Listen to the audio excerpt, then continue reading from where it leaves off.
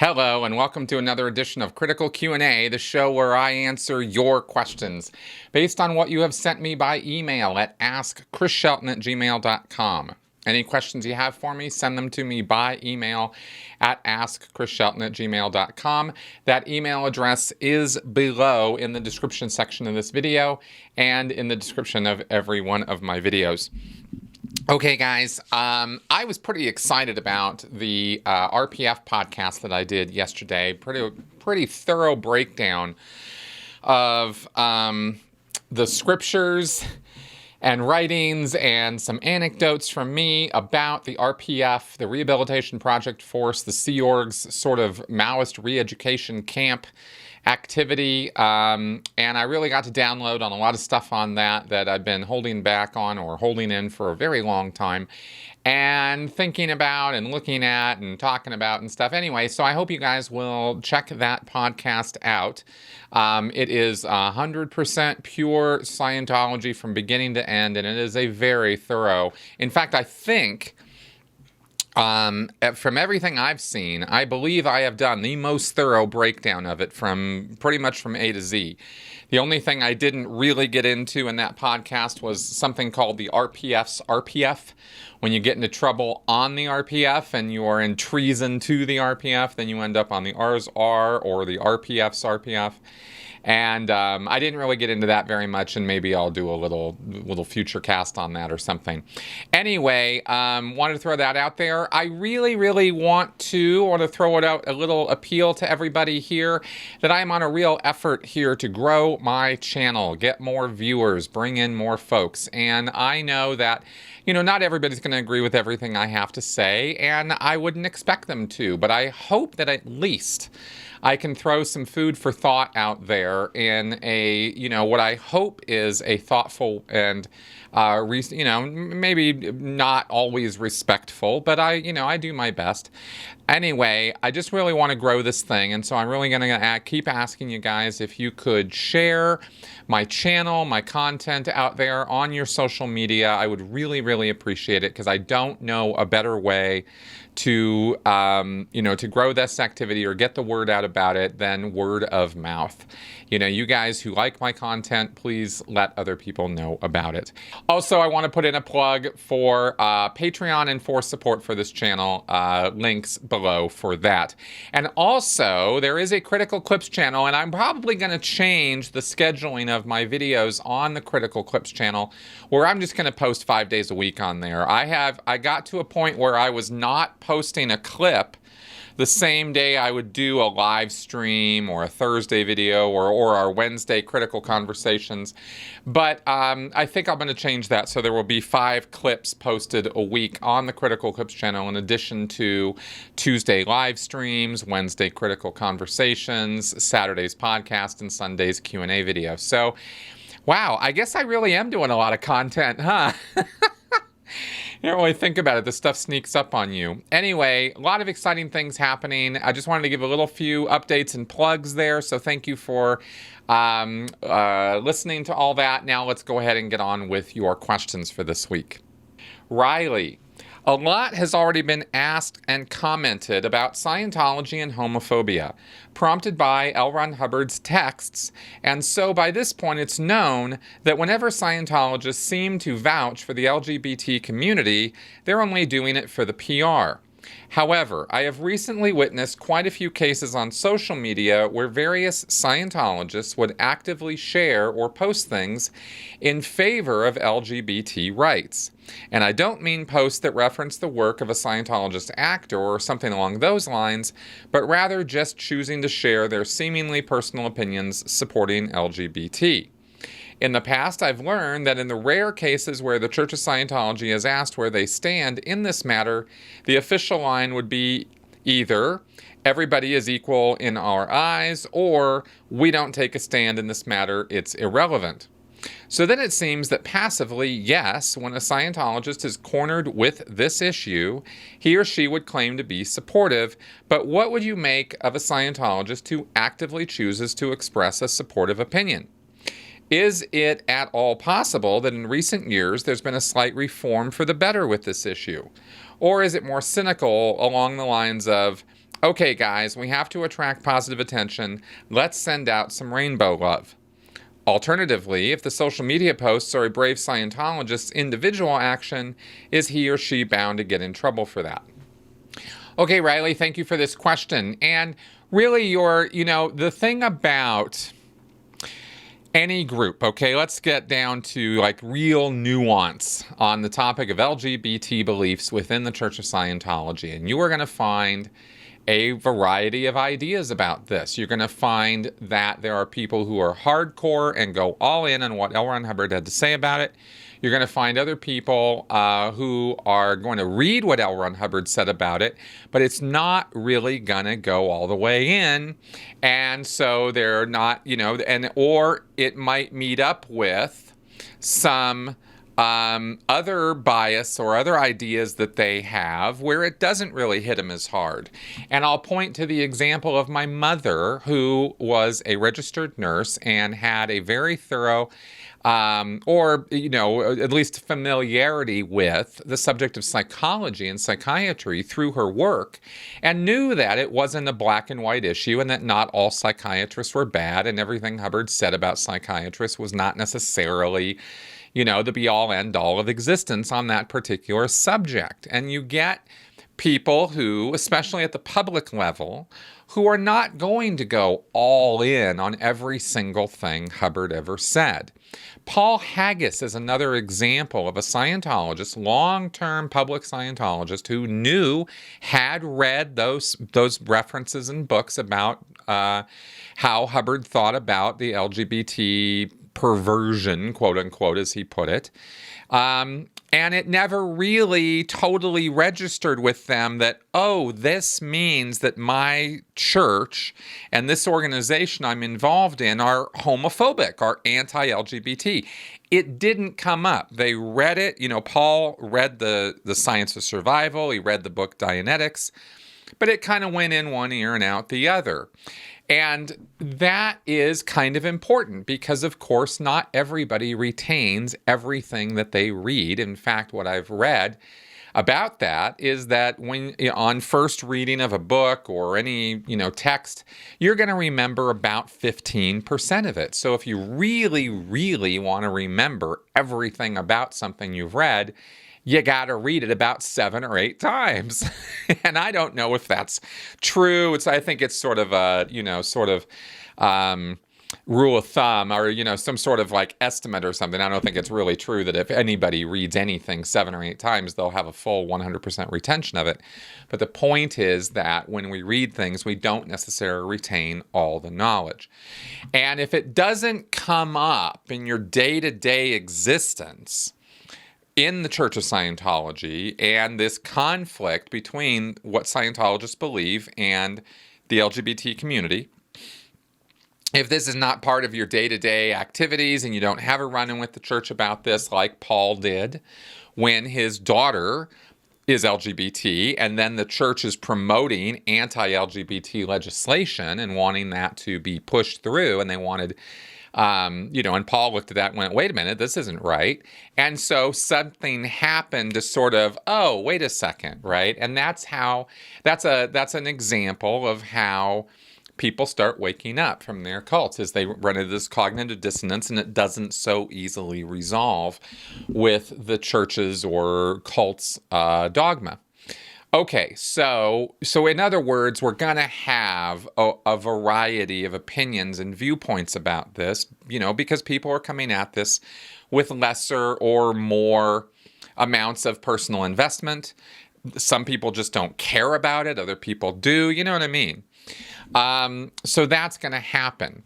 What I know for sure, for absolutely sure about this subject with Scientology is that at the lower levels, Scientology is all about inclusiveness and letting people in and trying to get new members. New people in Scientology are lower level Scientologists, people who have not yet achieved the state of clear or OT, tend to be more open and part of and in the world. Once you get to the confidential levels of Scientology, you start really pulling the flippers in and looking at the world in very different ways, because you're now indoctrinated into this idea of body thetans and how you have to exorcise them through the solo auditing processes of Scientology. And you start thinking about people in very, very different ways. Obviously, if you thought everybody around you was infested with space cooties, as we like to say, then you'd have a very different idea about what motivates people, why they act the way they do, why they have the problems they have, because you'd have a whole different take on it.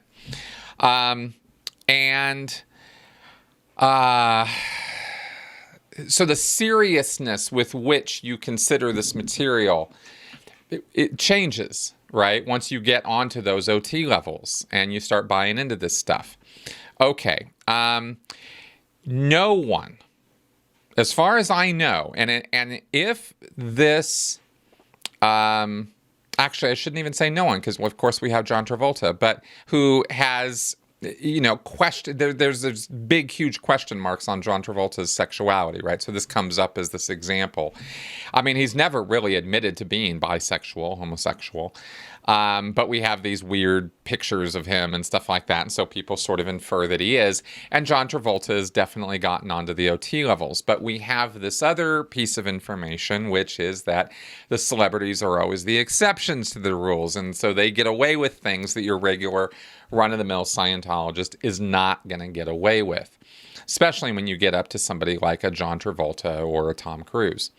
So maybe they allowed Tom Cruise to do these OT levels. Where I'm going with this is that they don't, as a matter of course, when I was in Scientology and in the Sea Org, it was made abundantly super clear to me that no one was going to be allowed onto the OT levels if they were a practicing homosexual or part of, practicing LGBT.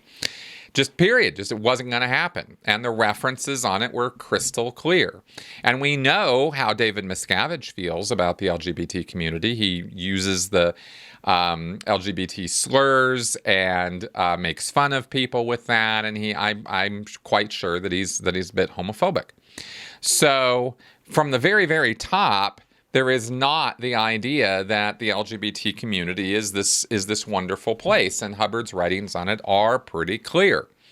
So, do you have individual Scientologists who might be in the world, who might have friends who are LGBT, who might be like, hey, these are okay guys? Of course you could. Absolutely. But when that Scientologist gets to the place where it's going to be time to get onto the OT levels, if they are practicing LGBT, then they are going to hear about it. Every piece of information I have about this, every piece of experience I have with it, that's where it goes. So could you have LGBT-friendly PR? Absolutely, definitely. Could you have Scientologists who don't really pay a whole lot of attention to that and, get along with and want human rights and buy into the whole human rights propaganda of Scientology and therefore support the LGBT community? Absolutely. So all of these things can and obviously are true at the same time. And with any group, you're going to have this variety of viewpoint and expression. So I guess that's my sort of take on this, is it really depends on who you're talking to. But at the end of the day, we have made it abundantly clear and shown in writing how it is that Scientologists are supposed to think about this, according to what L. Ron Hubbard wrote. And at the end of the day, as we saw with Paul Haggis, when push comes to shove, it's going to be the church's way or the highway.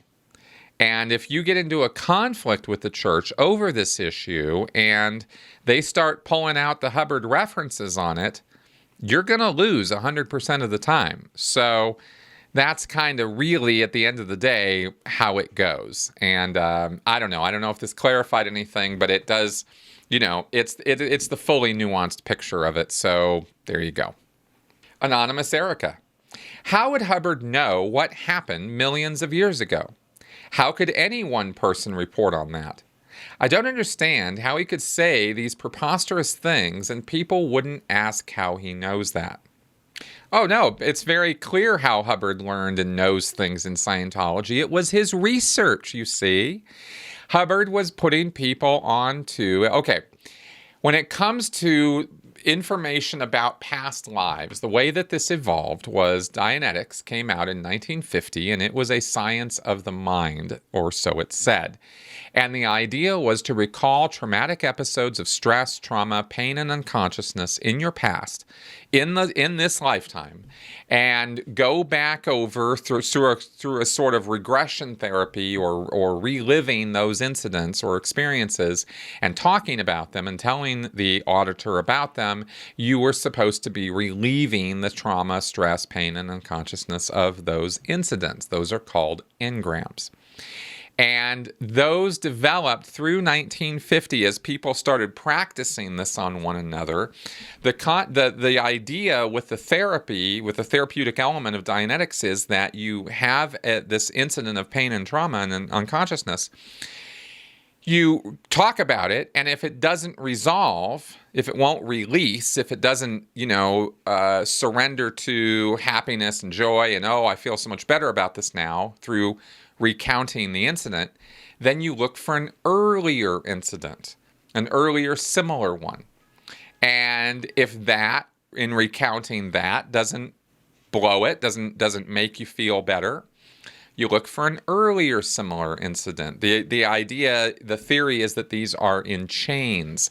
They are connected through perceptics or ideas or concepts of similarity. So, if the time when you were 20 years old and got hit over the head doesn't resolve, then you look for the time that you were 15 years old and got hit over the head. And if that doesn't resolve, the time you were 7 years old.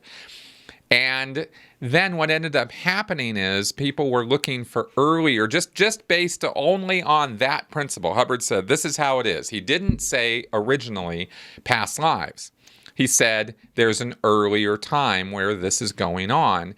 And in fact, the very first wild idea that Dianetics was throwing out was that there were prenatal episodes or incidents that could affect you being born. And that was controversial. What you can remember being born, you can remember these incidents, and Hubbard talked about even incidents going back to the sperm and the ovum, and he got into some pretty goofy stuff. And then people started talking about remembering things in earlier lives, okay, way back before they were born. And in 1950, this was very controversial. In fact, that Hubbard, said they tried to shut it down.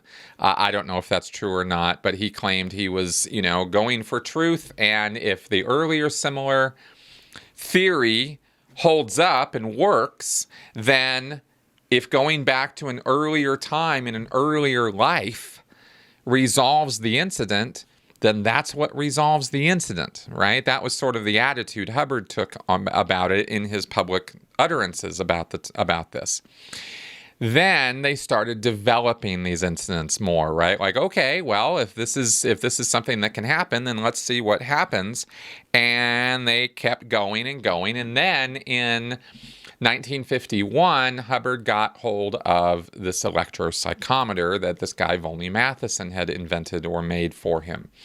And they started using this electronic device that has a little dial on it, and you hold these cans or electrodes, and it sends an electronic signal over your body, and you measure skin resistance. And this is supposed to be a measure or sort of, microscope into your soul, into what's going on, with you and your mind. And you can find these electrically charged incidents of pain, these engrams, and run them out. So if the meter that they were hooking people up to would if the needle was ticking or clicking or falling on a moment on an engram, on a moment of pain and unconsciousness, then it was assumed that there's something valid there, because why is the dial going? What's making that happen? Something. And keep in mind that this is in the 1950s. Okay, it's a long time ago.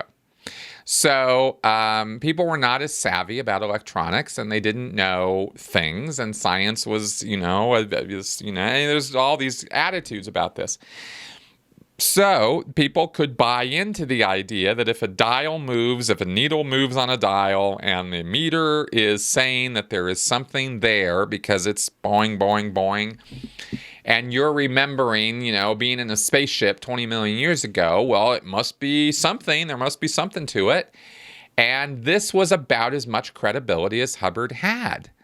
And people bought it. Because he was the one who said that this meter was measuring electrical resistance, which therefore measured electrical charge, which therefore meant that there was a sort of energy field around the body, or there was this energy mass called a mind, and that mind had these, energized memories in it, stored in it, like sheets of energy as pictures, as mental image pictures. And that's how Hubbard explained it, and people bought it. And he did a lot of quote unquote research in 1951, 1952, diving down into, well, what's back there, and supposedly was finding incidents that would replicate from one person to another to another. So Sally Sue could be audited and sent back down the time track to 20 million years ago, and could find this incident where she was a slave on this place that was floating around in space called Haggis. And then they could audit Bill and send him down 20 million years ago. And sure enough, Bill's there floating around in space on Haggis too. Well, that's all the proof you need, right? Now, obviously, what was happening there, and if you go and look at the transcripts of Hubbard's auditing of people, the man was a master of asking leading questions, and he led people exactly where he wanted them to go. So it wasn't that there was independent corroboration from 2 or 3 or 4 different case studies of these incidents. It's that the same auditor was driving all these people down to and suggesting and leading them down the primrose path to remembering these past episodes of trauma and stress. And frankly, nobody in Dissonance and Scientology who stuck around really questioned it or really got down and dirty and deep about it, at least not that we know of. From that time period, we really only have limited numbers of writings about what was going on then. But Hubbard's lectures on this are pretty clear. And you can kind of piece together from all of this that Hubbard was a horrible, horrible researcher. He even admitted to being a bad scientist and a bad lab man. He said he didn't have the patience or the inclination to really do a thorough, standard scientific job. So, so people who buy into this stuff, it's sort of a let the buyer beware kind of thing. They're really just buying into a bunch of stuff and nonsense. But that's how it propagated. And the idea, the credibility was, multiple people saying the same things, Hubbard writing all this stuff down, publishing books about it, starting in 1951 with a book called Scientology, A History of Man, or originally titled What to Audit. So he was laying out these incidents and he was saying, this is what you audit. So every auditor was then given a blueprint of find this incident and find this incident and find this incident, all way, way, way back down the time track, to, hundreds of millions and billions of years ago. So that's how the whole thing got propagated. And there you go. Melanie, do you think there's evidence that people who are in a lower economic situation are better critical thinkers? People wrongly assume that someone's economic/educational situation decides a person's true intellect. So do you think that people in these situations have to think critically because they've been in abusive situations, maybe in a job role, or have been conned or know actual scammers? Obviously, scammers are rife through all levels of society and probably more prevalent in higher echelons. Okay, thanks for the question. I would not dare to say that people in lower economic statuses or in lower socioeconomic situations are inherently better critical thinkers. I have no reason to think that that would be true. What I do have reason to believe is that people who are in traumatic situations or who have to undergo rough life situations tend to think a little bit more pragmatically or practically, bit more realistically, because they know how, resources can be scarce and how resources need to be gathered and how, it can be, a real fight for survival. And so they tend to think through a little bit more. I think the best word I can come up with here is more practically. People who get idealistic, people who get into a lot of book learning and a lot of okay, let's try to figure out philosophically why things are happening, tend to get, or can become, I shouldn't even say tend to get, but you can certainly find people, who are very well read, very, very smart, very intellectual people, but are utterly clueless about how life really works because they spend all their time in ivory towers and libraries and don't spend time out on the street on the real world. And the real world is harsh and it is rough and might is right. And, when you're scraping for existence, morality becomes, the interesting philosophic discussions about morality don't matter when you got a hungry kid or when you haven't eaten in a few days, right? So that's where that's what I mean. The school of hard knocks tends to be a rough taskmaster, and you either learn the lessons and survive and make your way with street smarts. We call that street smarts or street savvy, and get along in life, and from a very practical point of view, where it's harder to fool you with smoke and mirrors. And maybe that's a reflection of better critical thinking, but I would call it really more practical thinking. Because critical thinking involves thinking through problems and sequences and logic and understanding, logical fallacies and where we fall down in our thinking. And if you don't learn about that stuff, then it doesn't really necessarily come natural to you. There's a certain amount of street smarts and practicality that can get you a long way, but you can still be fooled easily. So, and you still have biases and you still have prejudices, and you might not even be aware of what your biases and prejudices are or how they work. So you can be, so you could fall for, not knowing those things about yourself or about other people, and therefore, run into just as many troubles as anybody else. I mean, hell, look at how many low-income people fall for multi-level marketing scams out of pure desperation. A real, I don't want to say real, but, a good critical thinker, somebody who really can see through nonsense or can think their way through the consequences of their decisions or consequences of choices presented to them, would rapidly be able to see any MLM scheme is an endless recruiting pyramid scheme that quickly runs out of people to recruit and quickly runs out of money. And it's really just a scam, and everyone involved is getting scammed. So, that would be an example of where there's not good critical thinking in lower socioeconomic status folks, because they almost are the bulk of who joins and gets part of MLMs, right, all over the world. So that would be an example I could cite as to why I'm saying or talking about this the way that I'm talking about it. So anyway, I don't know, kind of a broad question. I hope it was a broad enough answer to, to take in some of the most important parts of this. And there you go. Helmet.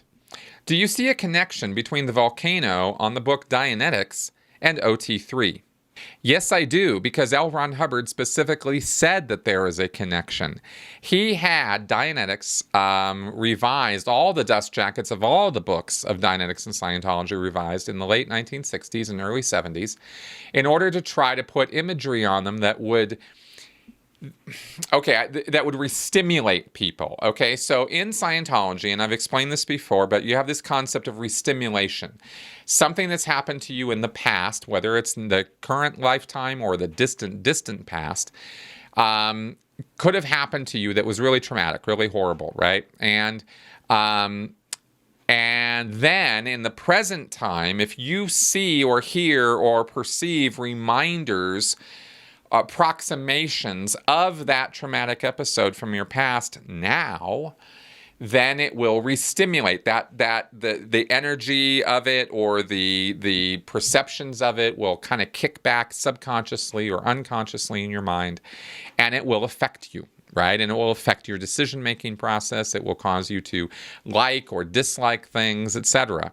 Hubbard thought he had figured all of this out, and that the Dianetics, that the pyramids, or sorry, not the pyramids, the volcanoes, were part of the OT3 narrative, right? And so everybody on Earth has suffered that.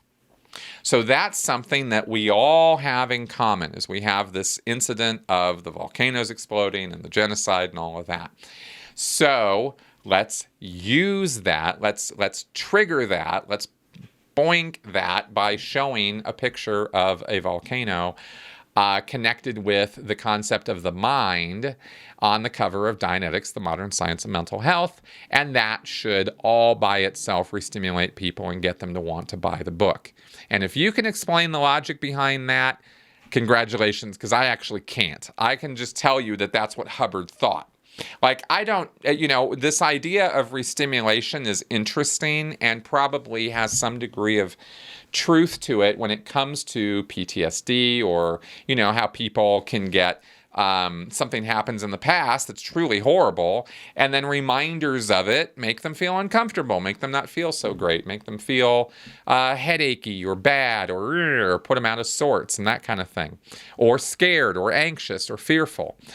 But I don't understand how it's supposed to create interest in buying a book. And that's the part that's always eluded me. The logic of that has always sort of thrown me off a little bit. Like, okay, so Hubbard changes the covers of all the books to have space people and guys in white uniforms and white helmets. And he changes Dianetics, so it's going to have a volcano on the cover. And this is going to trigger or re-stimulate stuff from the past. But how does that equate to them wanting to then buy the books? That's what never really connects. And if anything, you'd think they would want to avoid the subject of the re-stimulation. That would really be how it should work. So seems a little silly to me, really. But that was, honest to God, that was Hubbard's logic for doing that. And it was a big project, and it took a lot of time and effort on the part of Scientologists to change all those book covers out. And that was a thing for a long time. And that is why Dianetics has a volcano. Adria Vici Halub. Why doesn't Scientology buy their own island? That way they'd avoid taxes, government interference, etc., going back to their Sea Org roots. Why do they bother with missions and orgs and Sea Org bases anymore? Is it for the convenience of their adherents? They aren't gaining or keeping many adherents by being in other countries. It seems Scientology and the rest of the world would be happier if Scientology bought their own island and did their own thing. Well, actually, no, that really wouldn't work at all, because all the writings of Dianetics and Scientology all talk about propagating and disseminating Scientology, getting it out in the world, being part of the world. There's an issue called What We Expect of a Scientologist. It talks about going out in the world, and you don't have to necessarily be an auditor or a professional Scientologist, but you got to get out there and be successful and rub elbows with people and get the word out there, right?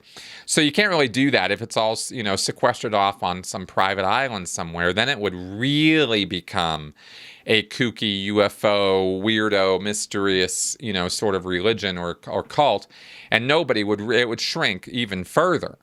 And David Miscavige is not particularly interested in that, because he wants those sweet dollars from as many people as he can get them from. When I talk about how David Miscavige isn't trying to grow Scientology, I have really been thinking about this, and I don't know if it might just be just pure incompetence on his part. It might be that he does want to grow it, but he's so clueless about how to run an organization, how to run promotion and marketing in an effective manner, because he thinks he knows everything. He thinks he's the smartest guy in the room everywhere he goes on every topic. So It might be that the guy is just so purely incompetent that he's desperately trying to grow Scientology right now, and it's just not working. However, let's be clear, because another thing you said in your question is that in other countries they're not gaining or so many adherents. Actually, the only place Scientology is really growing at all is in other countries. It's kind of similar again to the MLM scam, right? You use up a territory and you sort of saturate it so that you can't really work it anymore, and then you go find another place to go. And this is how MLM spread all through the United States and then had to go to other countries. And they opened up China and the Philippines and Taiwan and stuff. I mean, you wouldn't believe how much MLM activity is in Taiwan. Well, guess what else is in Taiwan? A lot of Scientologists, because that's where they have a little concentrated growing base, or at least it was growing for some time. So they're trying to find new markets, okay? And that's my point there, and that's the only place that it really does seem to be growing. Anyway, so no, I don't think the island idea would be very productive for them, because it would really also limit, the whole, let me put it this way. The whole scam of Scientology is built and centered around the idea that you get involved in it, you love it, you want to invest in it, you pay your money, you do your services, but it's built on this idea that we're going to clear the planet. And clearing the planet's a very popular mantra in Scientology. We're going to take over the world. Eventually, Scientology is going to run the earth. It's going to be a Scientology world. And wouldn't that be amazing? Because everybody would then be clear and OT, and we could, the society would be wonderful, and everybody would get along, and there wouldn't be any war, there wouldn't be any crime, there wouldn't be any illiteracy, there wouldn't be any problems, not the kind of problems we have now. And wouldn't this be an amazing thing? And everybody regains their spiritual potential and ability. That's the pipe dream of Scientology. So if you were to take all of it, shut it down, and move it all to an island, doesn't really fit with that picture. You see what I mean? So anyway, I think that's what I can say about that. So there you go. All right, let's do some flash answers. Cyprian Ivanov, what do Scientologists believe about fluoride? Do they believe in fluoridation conspiracy theories? Cyprian, I actually don't know. I never once heard a fluoride conspiracy theory. When I was in Scientology, I heard a lot of conspiracies, which I've talked about in detail, but fluoride was never one of them. And I think most Scientologists would eschew that. I think they would be more accepting of. I don't think they go that far down the conspiracy rabbit hole. I have seen some Scientologists, and it's just a few Scientologists and former Scientologists, ex-Scientologists, talk about chemtrails and that kind of the pollutants and the chemicals and the GMOs and all that stuff. So some people can go down those rabbit holes, but Scientology as a whole, I've never seen endorse or push a fluoride conspiracy theory. Simon, why do you think that the U.S. appears to have more homegrown cults than the U.K.? Simon, my answer to this question is because the United States is much larger than the UK by orders of magnitude and population-wise, and I think that you're going to get more groups and whatnot, but also the United States is very religious-centric and was founded by destructive cults. I mean, the people coming over here for fleeing religious persecution in Europe or in England were hardcore evangelical, Protestant cultists. I mean, they were very our way or the highway. This is how it is. Kind of check all the boxes of destructive cults. So, in terms of European settlers coming over here, yeah, there was certainly a yearning for freedom of thought and belief, but once they established themselves here, it wasn't about freedom of thought and belief. It was about our way or the highway, right? And if you don't follow and believe what we believe, out you go. So this has kind of been a tradition in America since the beginning. Sadly. Eve Ritchie, I was wondering, are there any songs that when you hear them remind you of your experience with Scientology? Yes, there is one song that was beaten into my head hundreds, maybe, yeah, hundreds probably, maybe thousands, but certainly hundreds of times. And that is the Black Eyed Peas, I Got a Feeling.